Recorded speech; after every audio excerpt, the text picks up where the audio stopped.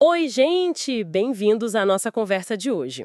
A gente vai mergulhar num estudo bem interessante sobre como os chamados valores eram usados como argumento em processos pela liberdade de pessoas escravizadas lá no século XIX. O foco é na comarca do Rio das Mortes, em Minas Gerais. Exato. E a nossa fonte é um artigo acadêmico, né, da Carla Leila Oliveira Campos, Cristiano Lima da Silva e Sabrina Marcília de Oliveira. Eles olharam processos reais da época. Isso mesmo, documentos da época. A nossa ideia aqui é entender as estratégias de argumento usadas nesses casos e, principalmente, sabe, as conclusões dos autores sobre como esse discurso jurídico todo funcionava naquela sociedade escravocrata. Vamos focar em dois casos: Ana Crioula, de 1838, e Júlia Africana, lá de 1885. Dois momentos bem diferentes, né? Sim. Para começar, então, o estudo usa a análise do discurso. Qual é a base dessa abordagem para a gente conseguir entender esses documentos antigos? Bom, a ideia central que os autores usam é que a linguagem nunca é, assim, totalmente neutra, sabe? Não é só ler o que está escrito.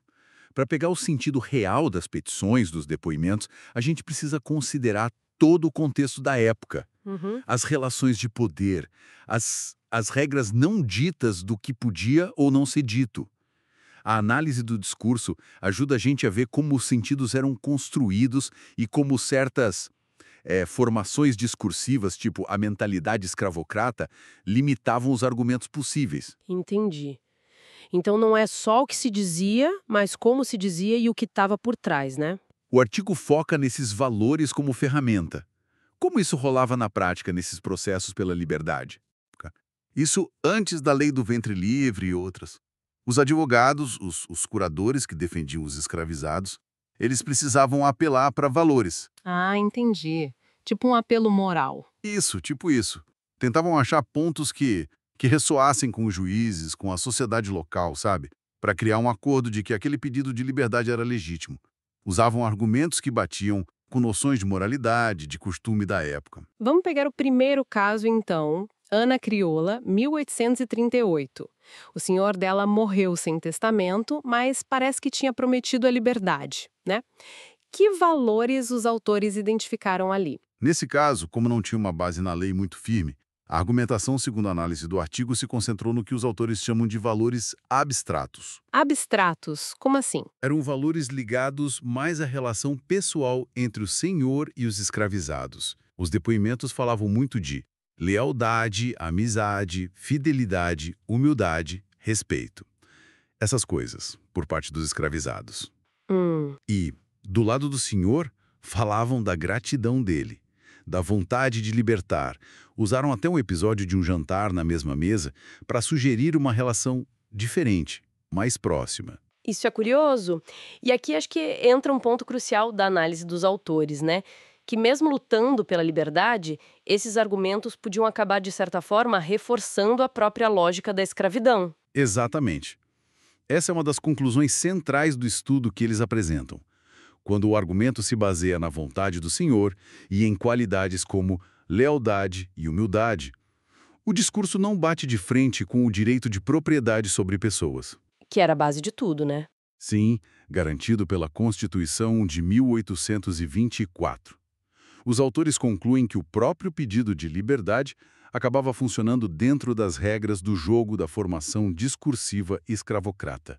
Validava a autoridade do senhor como a fonte da liberdade e não um direito da pessoa. Entendi. O argumento era pela liberdade, mas dentro dos termos aceitos pelo sistema, sem questionar o sistema em si.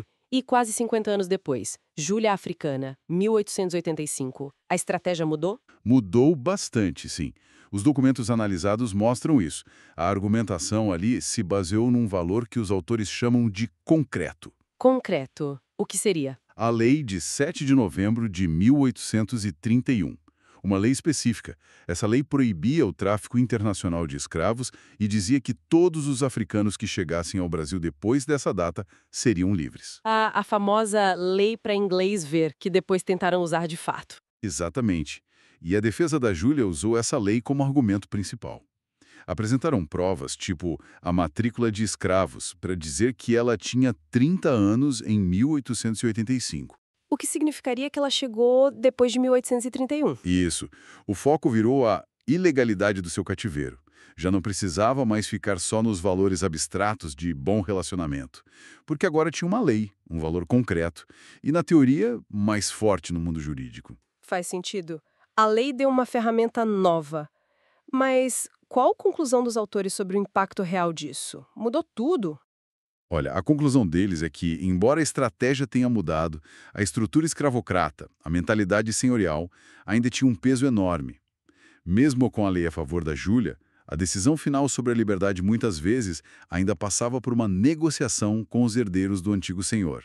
Hum, E não raro, a liberdade tinha um preço, precisava ser comprada. Quer dizer, a lei era um argumento forte, sim, mas não era absoluto. A lógica da propriedade e do poder do senhor ainda influenciava muito o resultado. entendi. Então, para a gente amarrar as conclusões do estudo, qual é a grande mensagem que os autores tiram dessa comparação toda? A conclusão principal do artigo é que o discurso jurídico pela liberdade no século XIX, mesmo quando dava certo, estava muito amarrado pela formação discursiva escravocrata, que dominava tudo. Mesmo usando a lei? Mesmo usando a lei, seja apelando para valores morais abstratos lá no começo, ou para leis concretas mais para o final, as estratégias tinham que navegar e, de alguma forma, operar dentro das regras impostas pelo sistema, sem questionar a base dele. Entendi. Dora mesmo sobre como a linguagem e os argumentos funcionam dentro de contextos de poder bem específicos. Para a gente fechar, que pulga atrás da orelha essa análise deixa para nós hoje? Pois é, fica a reflexão, né? Que o estudo meio que provoca. Como será que as estruturas de poder e as regras não ditas do nosso tempo podem estar moldando os discursos atuais sobre justiça, sobre direitos? Mesmo aqueles discursos que parecem super progressistas, será que eles não carregam, talvez de forma sutil, algumas limitações ou pressupostos que a gente não está enxergando direito? Como a gente pode ficar mais atento para perceber essas influências no nosso próprio contexto? Fica aí para pensar.